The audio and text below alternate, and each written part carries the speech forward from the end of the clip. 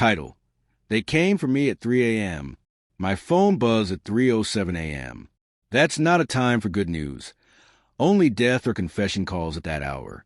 It was my son. His voice trembled. "Dad, Stepdad's friends are here. They're loading guns. I heard your name." Then a muffled voice behind him. Low, cruel, confident. Ex-Marine. Easy target. 2 in his skull and job done. The line went dead. For a moment, I just sat there in the dark. The hum of the refrigerator was louder than my heartbeat. But fear doesn't always make you panic. Sometimes it sharpens you. I smiled barely. Before the line cut, I told my boy, "Go to bed. Don't worry." He didn't know I meant it. My ex-wife remarried 2 years ago. I tried to be civil. For my son's sake. Her new husband, Sean, had that kind of smile that always came before a lie. He once called me weak at my son's school. I said nothing. He mistook silence for surrender. Lately, though, things had changed. Rumors, gambling debts, a bar fight, hospital bills. His messages to me grew shorter, colder. Then he started asking about my deployments, my pension, the lawsuit I'd won. Always about money. It always comes down to that. But when my son said guns, I knew this wasn't jealousy. This was cleanup. And my ex-wife, she wasn't just watching. She was in on it. I didn't call the police. They'd be too slow, too loud. Instead, I dialed a number I hadn't called in years, my old unit's private line. A voice answered, gravel and memory. "You back in?" "Temporary." I said, "Domestic situation. Need a perimeter check. Minimal noise." They didn't ask questions.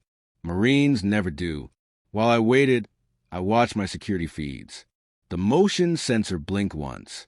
Twice. I poured coffee. Loaded my sidearm. Not panic ritual. Every breath, every sound. Precise. Even the creak in the back floorboard, the one I never fixed, felt louder than ever. 3:41 a.m. Headlights flickered outside. Not my team. Too early. The first shadow crossed the porch. Steady trained. Not amateurs. Not Sean's drunk friends. Contractors. Professionals. That meant someone paid them. Not Sean. He couldn't afford it. But she could. My ex-wife, the woman who once kissed my knuckles before deployment, who cried when I came home half dead. Now it all made sense. The life insurance clause she'd forgotten to remove. The sudden calls asking if I was doing okay. Reconnaissance, not concern. When my unit arrived, 3 black SUVs, silent as ghosts. They didn't storm in. They positioned. Shadows within shadows. The hitmen came through the back, suppressors, gloves, precision. They expected fear. Instead, they found me at the kitchen table, coffee steaming, hands folded. The first man's eyes widened when the red laser crossed his chest. He never said a word. By sunrise, it was over. The police report called it an attempted burglary. No one asked why the burglars never fired a shot. I made one call. She answered, pretending to just wake up. "What happened?" she asked. "Did you sleep well?" I said, "Silence." Then panic. You knew?" From the beginning, I told her, "I just wanted to see how far you'd fall." She started crying. Apologies, confusion, all performance.